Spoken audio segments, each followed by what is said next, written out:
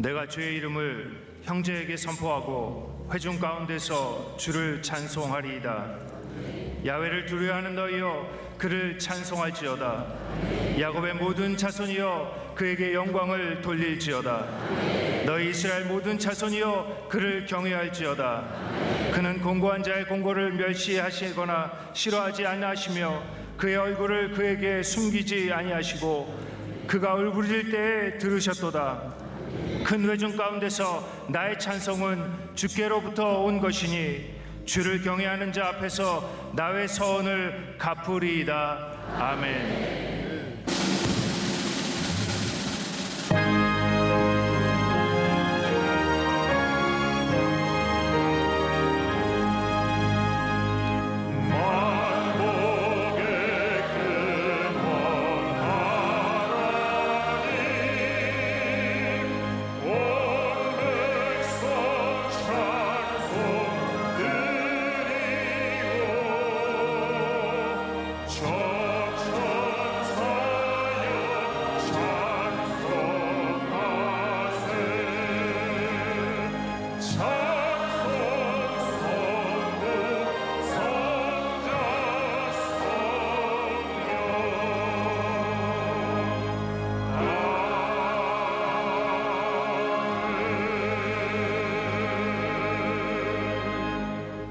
전능하사 천지를 만드신 하나님 아버지를 내가 믿사오며 그 외아들 우리 주 예수 그리스도를 믿사오니 이는 성령으로 잉태하사 동정녀 마리아에게 나시고 본디오 빌라도에게 고난을 받으사 십자가에 못 박혀 죽으시고 장사한 지 사흘 만에 죽은 자 가운데서 다시 살아나시며 하늘에 오르사 전능하신 하나님 우편에 앉아 계시다가 저려서 산자와 죽은 자를 심판하러 오시리라. 성령을 믿사오며 거룩한 공회와 성도가 서로 교통하는 것과 죄를 사하여 주시는 것과 몸이 다시 사는 것과 영원히 사는 것을 믿사옵나이다. 아멘.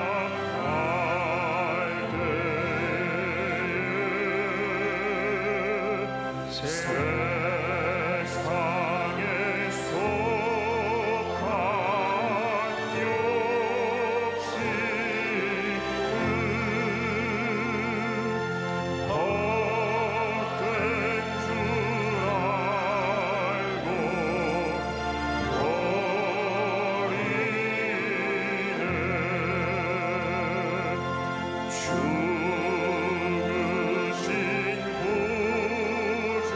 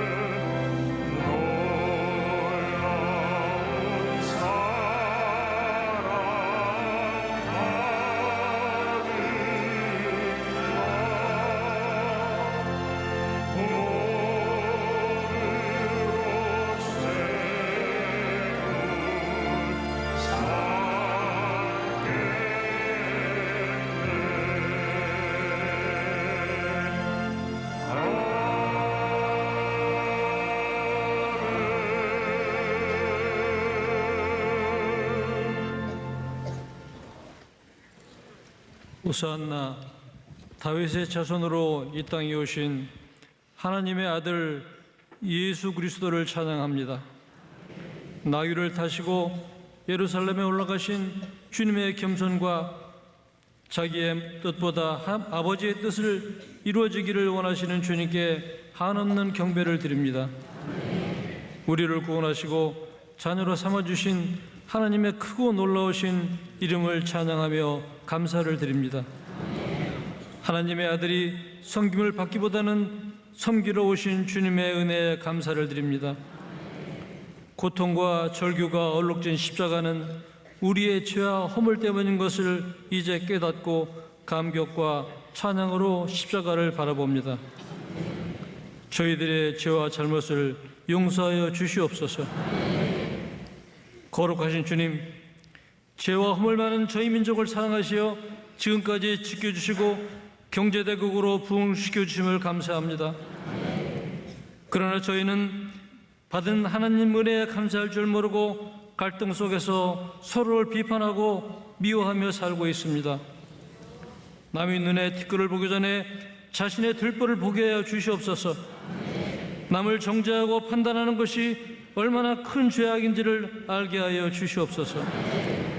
이 나라 민족을 국리하게 해주시고 미래를 바라보며 바른 길로 인도하여 주시옵소서. 사랑의 주님, 60주년 동안 저희 교회를 지켜주시고 부흥을 시켜주시니 감사를 드립니다. 우리 교회가 골고다의 언덕을 올라 예수 정신으로 다시 깨어나게 하여 주시옵소서. 주님의 사랑으로 저희들을 충만케 채워 주시옵고 세상의 유혹과 도전 앞에서 담대하게 주의 길을 걷게 하여 주시옵소서. 5월에 있을 60주년 기념행사를 잘 준비하여 하나님 영광이 드러나게 하여 주시옵소서. 원로 목사님과 담임 목사님을 성령께서 강하게 붙잡아 주옵시고 국내외 선교사에게 기름 부음이 넘치게 하여 주시옵소서.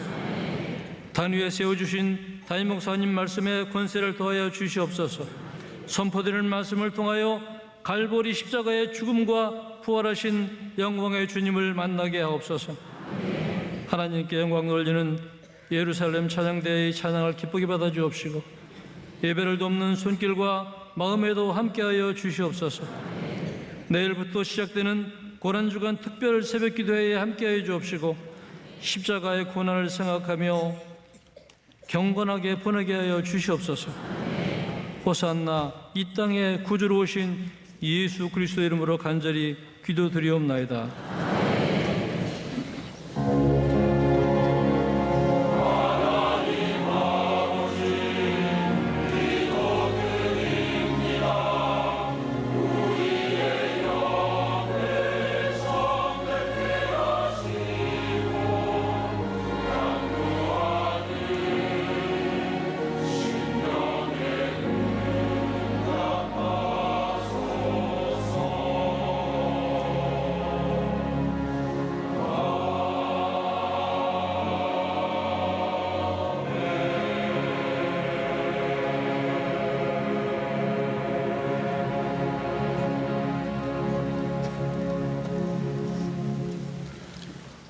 오늘 은혜 받으실 말씀은 마가복음 11장 1절에서 6절까지 말씀입니다. 마가복음 11장 1절에서 6절까지 말씀을 다 같이 봉독하겠습니다. 그들이 예루살렘 가까이에 와서 감람산 벳바게와 베다니에 이르렀을 때에 예수께서 제자 중 둘을 보내시며 이르시되 너희는 맞은편 마을로 가라. 그리로 들어가면 곧 아직 아무도 타보지 않은 나귀 새끼가 매어 있는 것을 보리니 풀어 끌고 오라. 만일 누가 너희에게 왜 이렇게 하느냐 묻거든 주가 쓰시겠다 하라. 그리하면 즉시 이리로 보내리라 하시니 제자들이 가서 본즉 나귀 새끼가 문 앞 거리에 매어 있는지라. 그것을 푸니 거기 서 있는 사람 중 어떤 이들이 이르되 나귀 새끼를 풀어 무엇 하려느냐 하매 제자들이 예수께서 이르신 대로 말하되 이에 허락하는지라. 아멘.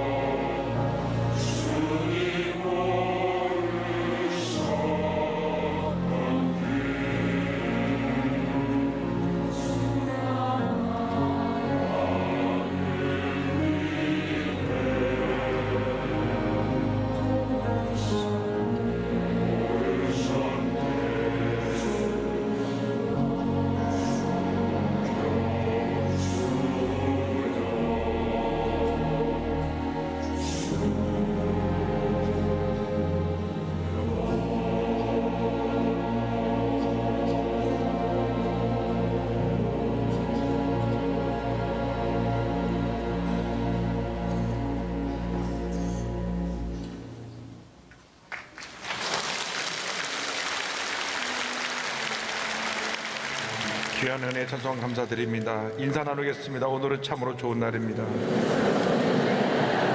사랑의 예수님이 우리와 함께 계십니다. 예수님 안에서 좋은 일이 있습니다. 괴로울 때 주님의 얼굴 보라. 평화의 주님 바라보아라. 세상에서 시달린 친구들아, 위로의 주님 바라보아라. 눈을 들어 주를 보라. 내 모든 염려 주께 맡겨라. 슬플 때에 주 예수 얼굴 보라. 사랑의 주님 안식 주리라. 힘이 없고 내 맘 연약할 때 능력의 주님 바라보아라. 주의 이름 부르는 모든 자는 힘주시며 늘 지켜주시리. 눈을 들어 주를 보라. 내 모든 염려 주께 맡겨라. 슬플 때에 주 예수 얼굴 보라. 사랑의 주님 안식 주리라. 사랑과 은혜와 자비가 무한하신 하나님 아버지 감사드립니다. 고난 주간을 맞아서 우리와 주님의 십자가를 깊이 기억하게 하여 주시고, 주님 앞에서 부끄러움이 없는 모습으로 살아갈 수 있도록 우리에게 은혜를 내려 주옵소서. 특별히 고난 주간 중에 고난을 당하는 우리 이웃들을 주의 사랑으로 돌볼 수 있게 하여 주옵소서. 간절히 기도합니다. 남북 정상회담과 북미 정상회담이 주님의 은혜 가운데 잘 이루어져서 북한의 문이 열리게 하시고, 복음이 북한 전역에 증거되어져서 복음을 통하여 남북이 통일되는 귀한 역사가 이루어지도록 주님의 은혜 내려 주옵소서. 감사하고 예수님의 이름으로 기도드립니다. 아멘. 오늘은 마가복음 11장 1절 6절 말씀 가지고 나귀 새끼를 타신 예수님, 이 같은 제목으로 함께 말씀의 은혜를 나누기 원합니다. 제목을 따라해 주시기 바랍니다. 나귀 새끼를 타신 예수님. 나귀 새끼를 타신 예수님. 오늘은 예수님의 마지막 고난주간에 시작되는 첫날로서 우리가 종료주일로 지킵니다. 2000년 전에 예수님께서 예루살렘에 입성하실 때 모든 백성들이 나와서 겉옷을 펴고 그 앞에 깔며 종려나무 가지를 흔든 것을 기념해서 오늘은 종료주일로 지킵니다. 그래서 한 주간이 시작되는데,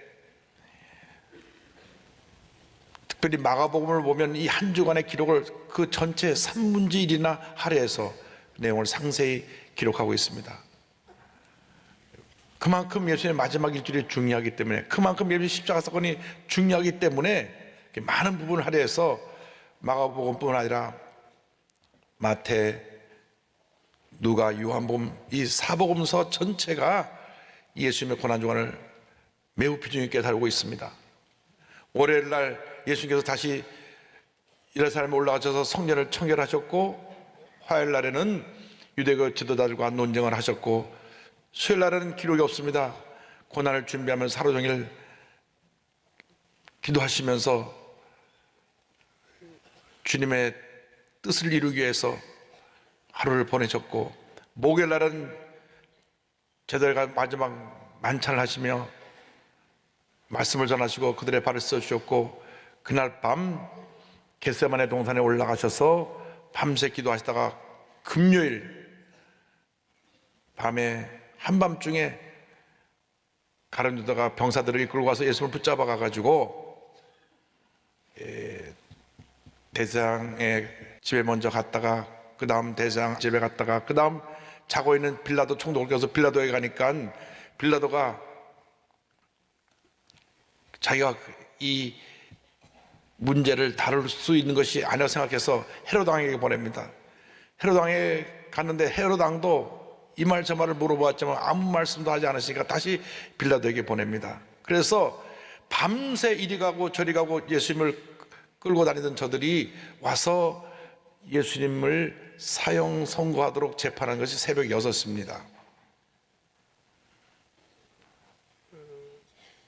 불과 며칠 전만 해도 예수님을 호산나 다윗 자손이여 외쳤던 저들이 갑자기 돌변해서 예수님을 십자가에 못 박으라고 외쳤고, 그래서 예수님이 사형 선고를 받으시고 십자가를 메고 골고다산을 올라가셔서 금요일 아침 9시에 십자가에 달리시고 오후 3시에 숨을 거두십니다. 그리고 아리마대 요셉의 무덤에 누이셨다가 안식 후 첫날 주일날 새벽에 주님 부활하셨습니다. 우리가 2000년 전에 주님께서 행하신 그 마지막 한 주간의 행적을 우리가 뒤따라가면서 이 한 주간 정말 뜻깊게 경건하는 모습으로 보내는 우리 모두가 되기를 간절히 소원합니다. 예수님께서 예루살렘에 나귀를 타고 입성하셨습니다. 이것은 겸손의 종으로 오신 예수님을 우리에게 가르쳐주고 있습니다. 11장 7절 보니까 나귀 새끼를 예수께로 끌고 와서 자기들의 겉옷을 그 위에 얹어 놓음에 예수께서 타시니, 예수님께서 메시아로 오신 예수님, 만왕의 왕 만주의 주가 되신 예수님이 예루살렘에 입성하시는데 일반 다른 왕이나 전쟁에서 승리한 장군처럼 위풍당당하게 말을 타고 앞뒤에 호위대를 세우고 나팔을 불며 입장하신 것이 아닙니다. 가장 보잘것없는 나귀 새끼를 타고, 한 번도 사람이 타보지 않아서 나귀 새끼가 뒤에 갑자기 등에 무거운 사람이 앉으니까 뒤뚱거리면서 들어온 그런 보잘것없는 초라한 모습으로 예수님이 예루살렘에 들어가신 것입니다. 이 어린 나귀 새끼는 겸손, 낮아짐,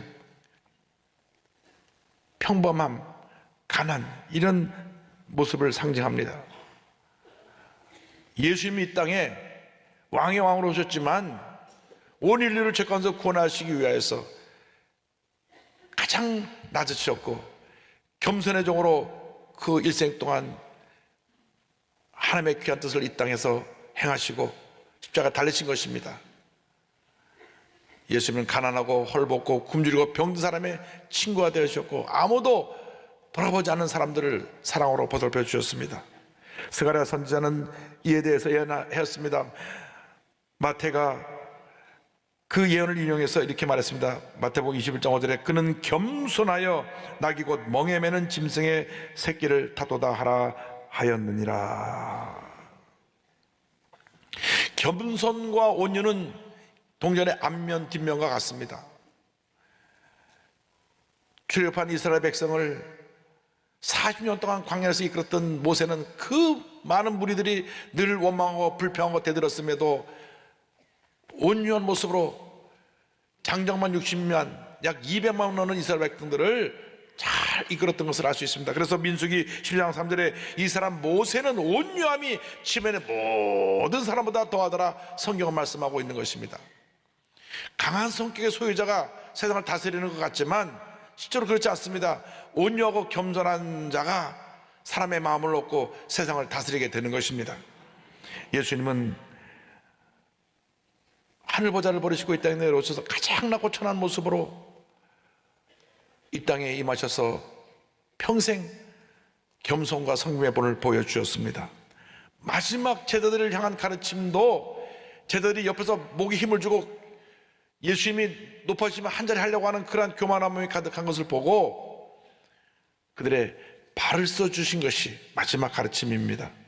요한복음 13장 14절 15절은 설명합니다. 내가 주와 또는 선생이 되어 너희 발을 씻었으니 너희도 서로 발을 씻어주는 것이 옳으니라. 내가 너에게 행한 것 같이 너희도 행하게 하려 하여 본을 보였노라. 사람의 근본 뿌리가 교만입니다. 아담과 하와가 하나님처럼 되려고 선악과를 먹었기 때문에 그 순간부터 교만이 우리 속에 스며들었습니다.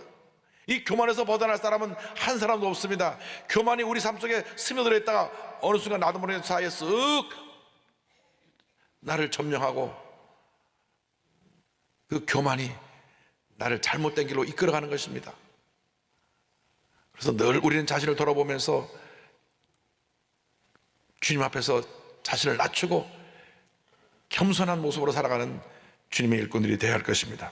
앤드류 모레 목사님 말씀하셨습니다. 교활한 뱀이 자신의 교만한 독을 최초의 인간에게 주입했을 때 모든 인간이 비참함에 떨어지고 말았다.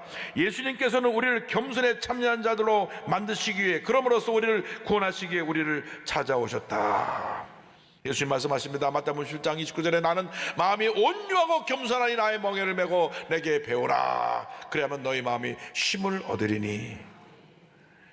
그러므로 우리가 높아질 때, 많은 것을 소유했을 때, 남보다 더 많이 배웠을 때, 내가 사람들 앞에서 칭찬받고 인기를 얻고 있을 때, 이때 조심해야 됩니다. 나는 아무것도 아닙니다. 모든 것이 주님의 은혜입니다. 주님 앞에 겸손하면 하나님이 더 높여주시는 것입니다. 그래서 사람의 됨됨이를 알려면 옛말에 그게 완장을 채주면 알 수 있다 그랬어요. 보통 때 멀쩡하던 사람이 뭔가 감투 하나 씌워주면 목에 힘주고 이런 사람들이 있습니다. 여기는 없지만 저쪽 가면 몇 사람이 있어요.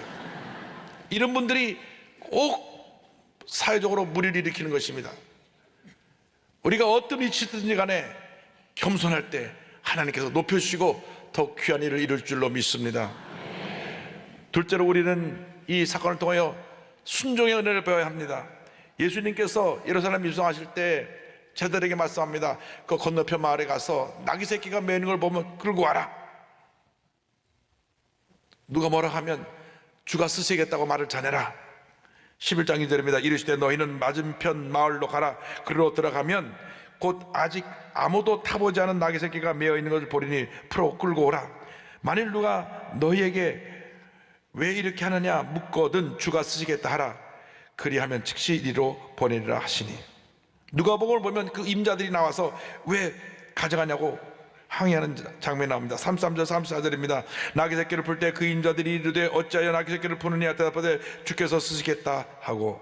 그런데 주님이 쓰신답니다 하니까 거기에 저들이 아무런 토를 달지 아니하고 예 그러면 가져가시면서 주님이 쓰시도록 하십시오. 이것이 바로 하나님이 기뻐하시는 순종의 모습입니다. 우리가 일생 동안 하나님께 인정받으려면 이 하나님 말씀에 순종해야 되는 것입니다. 철저하게 말씀 중심의 사람이 되어야 되고 말씀을 주야로 묵상하고 말씀에 순종하면 하나님의 복이 임하는 것입니다. 여러분, 말씀은 우리 삶의 길이요 등불입니다. 말씀을 읽고 지켜 행할 때 하나님의 은혜가 임하게 되는 것입니다. 말씀은 우리 영혼의 거울입니다. 말씀을 비춰서 내 자신을 돌아보고 내가 회개해야 됩니다. 말씀을 보고 우리가 하나님의 뜻을 알고 실천할 때 하나님의 은혜가 임하는데 그것이 바로 순종의 삶입니다. 주여 말씀만 하시옵소서. 내가 순종하겠나이다. 할렐루야. 순종은 희생을 동반합니다. 믿음의 조상 아브라함이 하나님께 인정받게 된 것은 그가 100세 때 낳은 아들 이삭을 말씀에 순종해서 하나님께 드렸기 때문입니다. 그가 순종하지 않았더라면 아브라함의 기록은 믿음의 조상으로 남지 않았을 것입니다. 그런데 100세가 되어서 나는 아들을 얼마나 사랑하는지, 여러분 자녀를 사랑하지 않는 부모가 없죠. 더구나 100세가 되어 났으니 얼마나 귀하겠습니까?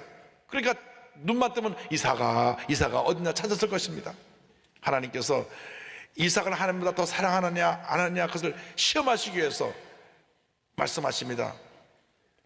내 아들 독자 이삭을 모리아 땅에 있는 한 산에 가서 바쳐라. 3일 길을 가야 되는데 아브라함은 마음을 딱 정하고 너무 청천벽력 같은 명령이었지만 말씀에 순종해서 아들을 데리고 모리아 땅에 있는 한 산에 가서 산에 올라가 그를 묶고 칼을 들었던 것입니다. 그때 주님의 음성이 들려왔습니다. 창세기 22장 16절로 18절입니다. 이르시되 야훼께서 이르시기를 내가 나를 가리켜 맹세하노니 내가 이같이 행하여 내 아들 내 독자도 아끼지 아니하였은즉 내가 내게 큰 복을 주고 내 씨가 크게 번성하여 하늘의 별과 같고 바닷가의 모래와 같게 하리니 내 씨가 그 대적의 성문을 차지하리라. 또 내 씨로 말미암아 천하 만민이 복을 받으리니 이는 내가 나의 말을 준행하였음이니라. 온전한 순종이 이와 같은 놀라운 은혜와 축복을 가져온 것입니다. 예수님의 일생도 순종의 일생이었습니다. 빌립보서 2장 8절에 사람의 모양으로 나타나사 자기를 낮추시고 죽기까지 복종하셨으니 곧 십자가에 죽으심이라. 히브리서 5장 8절 9절을 말씀합니다. 그가 아들이시면서도 받으신 고난으로 순종함을 배워서 온전하게 되셨은즉 자기에게 순종하는 모든 자에게 영원한 구원의 근원이 되시고. 우리가 하나님 앞에 쓰임받는 길은 순종밖에 없습니다. 순종은 내가 그 말씀을 스스로 동의하고 따르는 것이 순종입니다. 복종은 내게 그것을 따를 마음이 없어도 억지로 따르는 것이 복종인데, 그러나 복종을 해도 복을 받고 순종을 해도 복을 받을 거니까 어차피 복을 받을 길을 가려면 순종하는 여러분 되기를 바랍니다. 주님, 내게 주신 재능, 내게 주신 시간, 내게 주신 물질을 갖고 기쁨으로 순종하며 주일 하기 원합니다. 말씀을 통하여 내게 가르쳐 주시고 말씀을 통하여 내가 하나님의 뜻에 순종하는 주님의 자를 다 되게 하여 주시옵소서. 말씀을 저로 읽고 묵상하고 순종할 때 하나님께서 하나님의 문을 여시사 쌓을 것이 없이 우리에게 넘치게 부어주실 것을 믿습니다. 셋째로, 우리의 삶은 주님께 찬양과 영광을 돌리는 삶이 되어야 합니다. 주님만이 우리 삶 속에 영원히 찬양받으실 주님이라는 것을 우리 잊지 말아야 합니다. 11장 8절로 10절 보니까 이와 같이 성경은 말씀합니다. 많은 사람들은 자기들의 겉옷을, 또 다른 이들은 들에서 벤 나뭇가지를 길에 펴며 앞에서 가고 뒤에서 다른 자들이 소리 지르며 호산나 찬송하리로다. 주의 이름으로 오시는 이여 찬송하리로다. 오는 우리 조상 다윗의 나라여 가장 높은 곳에서 호산나 하더라. 많은 사람들이 나와서 호산나 호산나 외치며 예수를 맞이했습니다. 겉옷을 펴러 그 앞에 깔았습니다. 종려나무 가지를 깔고 흔들었습니다. 저들이 최고의 그 의의를 갖춰서 예수님을 맞이한 것입니다. 그런데 그렇게 예수를 환영한 목적은 그때 마음 가운데 이 메시아가 우리를 로마 제국의 압제에서 구원해 주실 것이라고 하는 그런 생각이 있었기 때문에 그렇습니다. 성경에 보면 구약 성경에 메시아가 두 가지 모습으로 나타납니다. 고난받는 종의 메시아의 모습이 있고 위대한 승리자의 메시아의 모습이 있는데, 저들은 고난받는 메시아의 모습을 상상한 것이 아니라 위대한 승리자의 메시아의 모습을 상상해서 예수님이 저들을 로마에서 구원해 줄 것으로 알고 그렇게 열렬히 환영했습니다. 그러나 그들이 자기 마음 가운데 소원했던 것을, 예수님이 이루지 못하는 것을 아는 순간 완전히 돌변했습니다. 며칠이 안 가서 예수님을 십자가에 못 박으라고 외친 성남군중으로 바뀌었던 것입니다. 여러분, 내 개인의 유익에 따라서 신앙생활을 하고 안 하는 것이 아니라 날 위해서 몸부려 피로 돌아신 예수님을 기억하면서 늘 감사하고 찬양하고 영원히 여러분 모두가 되기를 바랍니다. 나의 삶의 모든 영역에서 주님만이 높임 받으시기를 원합니다. 주님만이 좋은 기회 되시기를 바랍니다. 나된 것은 주님의 은혜라 우리가 잊지 말아야 되는 것입니다. 오늘 이렇게 이 자유 대한민국에서 복받은 하나님의 자녀로 이곳에 와 있는 것은 전적인 주님의 은혜입니다. 주님께서 우리를 만산에 예정하시고 택하셔서 하나님 자녀로 삼아 주시고 이렇게 주님의 은혜 가운데 자유로운 대한민국에서 신앙생활을 할 수 있도록 우리를 인도해 주신 것입니다. 북녘에는 2,500만 우리 동포는 예수를 믿고 싶어도 마음대로 믿을 수가 없습니다. 예수를 믿는 것이 발각이 되면 붙잡혀서 감옥에 갑니다. 평생 노동을 해야 되는 수용소로 갑니다. 그래서 우리가 북한에 있는 우리 불쌍한 우리 동포를 위해서, 우리 동포를 위해서 기도해야 되는 것입니다. 우리는 웬일인지 이렇게 은혜 받고 이렇게 축복된 땅에 살게 되었으니, 세계 10대 경제대국인 대목에 와 살게 되었으니 우리가 하나님께 감사하고 찬양하고 영광을 돌리고 받은 바 은혜를 우리 주변에 가난하고 헐벗고 굶주리고 병들고 소외된 이웃에게 나누는 주님의 자녀들이 되어야 할 것입니다. 우리가 꼭 기억해야 될 것은 내가 믿는 예수님이 나에게 어떤 분이신가, 영원히 존귀함 받고 찬양 받으실 주님, 내가 나의 유익을 위해서 예수님을 이용하고 내가 나의 뜻대로 되면 그것이 좋아서 신앙생활하고, 그것이 나의 뜻대로 되지 않으면 교회를 떠나고 하는 그러한 잘못된 신앙의 내 모습이 되면 안 됩니다. 저희 작은아버님이 부산 광안리에서 오랫동안 목회하셨는데요, 지금 총괄했습니다만은 부산 광안리에 대한예수교 장로회 통합 측 목사님으로서 가장 큰 교회를 목회하시면서 그쪽에 노회장, 우리 교단의 말로 말하면 지방회장을 지내시면서 생활을 하셨는데, 저에게 많은 가르침을 주시고 또 여러 가지 교회를 말씀해 주셨는데, 꼭 그 교회에서 장로님 투표하는 공동회가 지나간 다음에 저한테 연락이 옵니다. 이 목사, 올해도 하나님의 가운데 잘 공동회를 끝내서 추천된 장로님들이 다 뽑혔어. 근데 이 장로교에서는 장로님을 뽑는데 교인들이 투표를 하는데 잘 떨어집니다. 떨어지는 건가 그걸 끝나는 게 아니라, 떨어지면 그렇게 열심히 다니던 장로님이 온 가족을 데리고 교회를 떠나버립니다. 여기 아니면 교회 없나 딴 데 가버리는 거예요. 그러니까 공동회가 치르고 난 다음에 교회에 후유증이 남게 되고 어려움이 다가오기 때문에 우리 작은아버님이 공동회만 다가오면 기도를 많이 하셨던 기억이 납니다. 저희 교회는 장로 추천위원회에서 6개월 동안 심사를 해갖고 공동회에 나오니까 한 사람도 안 떨어뜨리고 다 붙여드리는데, 거기 그 교회 가면은 어떤 사람은 1년, 2년, 3년, 4년 계속 떨어지는 분이 있어요. 그런데 진정으로 주님이 나의 구세주고 주님이 나의 삶의 모든 것이 되신다면 10번 떨어져도 교회 떠나면 안 됩니다. 성도들이 다 알기 때문에 훈련시키느라고 자꾸 떨어뜨리는 것입니다. 그래서 4번, 5번 떨어졌다가 장로가 되면 더 충성해야 됩니다. 더 겸손해야 됩니다. 그래도 뽑아주셨으니 감사합니다 이래야지, 날 떨어뜨려 두고 보자 이래가지고 교회를 떠나면 안 되는 것입니다. 사람의 마음속에 예수님보다 그 자리가 더 높은 자리에 있어서 그래요. 예수님이 가장 높은 곳에 계시면 내가 사람들이 나를 인정 안 해줘도 좋고 인정해줘도 좋고 모든 영광 하나님께 주님 홀로 영광을 받으시옵소서. 사나 죽으나 나의 삶은 주님의 것이로다. 주님께 영광 돌리는 삶을 살아가는 여러분 되기를 바랍니다. 낮아져서 순종하고 복종하면 주님이 우리를 높여주십니다. 빌립보서 2장 9절 11절을 보니까 하나님께서 십자가 고난을 당한 예수님을 높여주셨습니다. 이러므로 하나님이 그를 지극히 높여 모든 이름 위에 뛰어난 이름을 주사 하늘에 있는 자들과 땅에 있는 자들과 땅 아래 있는 자들로 모든 무릎을 예수 이름에 꿇게 하시고 모든 입으로 예수 그리스도를 주라 시인하여 하나님 아버지께 영광을 돌리게 하셨느니라. 낮아지시고 겸손하여 십자가를 지시니까 하나님이 높여주셔서 온 천하 만물이 주님 앞에 다 무릎을 꿇게 만드신 것입니다. 그러므로 우리 남은 여생 오직 하나님의 영광을 위해서, 주님의 영광만을 위하여 내 가진 모든 것 다 바쳐 헌신하는 주님의 견일꾼이 되어야 할 것입니다. 이번에 그 청각장애인이면서도 동계올림픽에서 은메달을 타지했던 김동현 선수의 간증을 끝으로 오늘 말씀 마무리하고자 합니다.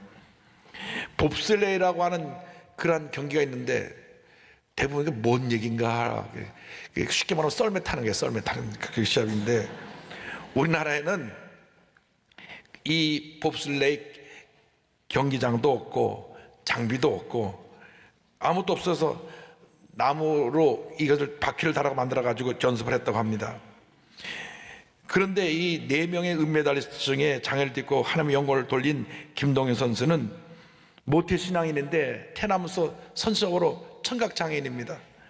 그런데 어릴 때부터 보청기를 꼈는데 어머니가 입술을 보고 상대방의 말을 알아듣는 것을 가르쳐줘 가지고 얘기를 하면 가만히 입술을 보고 있다 무슨 말인지 알아듣고 답변을 합니다. 그런데 어머니가 너는 장애인 학교 가지 마라, 일반 학교에 똑같이 가서 똑같이 생활해라, 장애인 학교 가면 오히려 내가 마음껏 활동할 수 없다. 그래서 일반 학교를 보내가지고 가서 열심히 공부하고 또 열심히 또 체육에 특기가 있어가지고 연세대학교 체육학과에 입학을 하는데, 대학에 가서 독실한 크리스찬인 교수를 만나고 신학이 점점 더 자랐습니다. 감사하게도 2008년에는 인공와우 수술을 받아서 그 인공와우가 아니라 그래서 이 귀에 청각을 회복하는 그런 수술도 받아서 많이 회복이 됐고, 어느 날 봅슬레이 대표 선수를 뽑는다는 공고를 보고 그곳에 신청을 했는데, 원래 장애 있는 사람이 뽑히기 힘듭니다. 30대 1의 경쟁을 뚫고 거기서 뽑혔습니다. 그때 주님께서 주신 말씀이 있습니다. 신명기 28장 1절입니다. 내가 내 하나님 여호와의 말씀을 삼가 듣고 내가 오늘 내게 명령하는 그의 모든 명령을 지켜가면 내 하나님 여호와께서 너를 세계 모든 민족 위에 뛰어나게 하실 것이라. 그래서 30대 1의 그 경쟁을 뚫고 국가대표 선수가 되어가지고 밴쿠버 올림픽, 소치 올림픽을 갔는데 다 성적이 형편이 없었어요. 굉장히 낙심했습니다. 그러다가 그만 연습하다 또 이 썰매가 엎어져가지고 다쳐서 입원하게 되었는데, 입원해서 기도하는 가운데 주님이 깨달음을 주셨어요. 물론 자기 그동안에도 늘 기도하면서 시합에 임했는데 자기 이름을 내고자 하는 그런 마음이 있었던 걸 알게 됐습니다. 그럼 고백했습니다. 늘 경기 때마다 기도했지만 생각해보니 제 마음속에는 내가 더 잘해서 인정받아야지 라는 숨겨진 욕심이 더 컸다는 것을 알게 됐어요. 그것을 깨달은 후부터는 하루하루 말씀을 붙들고 기도하면서 메달과 상관없이 하나님께 영광 돌릴 기회만 주세요 라고 기도하면서 하나님께 감사했어요. 그래도 그 시즌에 미국에서 열린 아메리카컵 대회에서 금메달을 따게 하시고, 이번에 하나님께서 은메달 따게 하시는데 주신 말씀이 있습니다. 여호수아서 1장 9절입니다. 내가 내게 명령한 것이 아니냐, 강하고 담대하라, 두려워하지 말며 놀라지 말라, 내가 어디로 가든지 내 하나님 여호와가 너와 함께 하느니라 하시니라. 빌립보서 4장 13절, 내게 능력 주신 자 안에서 내가 모든 것을 할 수 있느니라. 그래서 요번에 이제 4명이 팀에서 탁 출발했는데 계속 지고 있다가 마지막 4번째 그 레이스에서 100분의 1초 차이로 역전해서 은메달을 땁니다. 할렐루야.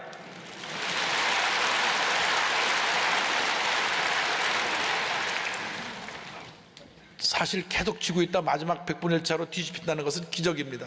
하나님이 도와주신 것입니다. 그는 고백합니다. 저는 청각장애를 통해 하나님께서 일하신다고 믿어요. 어릴 때부터 운동으로 단련하게 해주시고 우연처럼 대표로 뽑아주셔서 청각장애를 가지고도 올림픽에 나가게 하신 이 모든 것이 마치 퍼즐을 맞춘 것 같아요. 하나님 아무도 예측하지 못했던 이번 올림픽에서 극적인 순간에 저를 세워주셔서 주인공이 되게 하셨습니다. 저의 경기를 통해서 세상의 많은 약자들에게 희망을 주고 하나님이 살아계신다는 것을 증명하는 하나님의 도구가 되는 것이 제 소명입니다. 앞으로도 복음의 경기를 통해 하나님이 하시는 일들을 드러내며 주님께 영광을 돌리는 선수가 되겠습니다. 할렐루야. 여러분, 우리 인생은 금방 지나갑니다. 한 번뿐인 인생입니다. 우리가 하나님 자녀로 택함 받았으니 이제부터는 남은 여생을 겸손의 종으로, 주의 말씀에 순종하는 종으로, 범사에 하나님께 영광 돌리는 종으로 살다가 장차 주의 앞에 설 때에 잘하였도다, 착하고 충성된 종아 칭찬받는 주님의 자녀들이 되시기를 주님의 이름으로 축원합니다. 축원합니다. 축원합니다.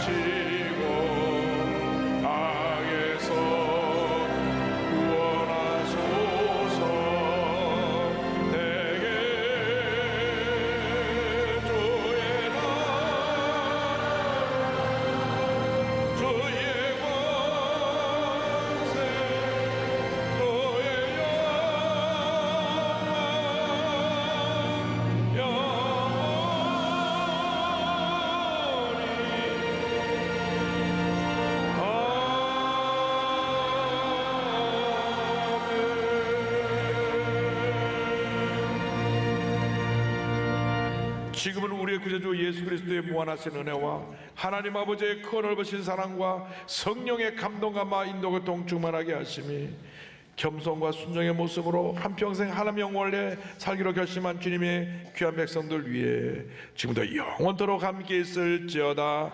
아멘.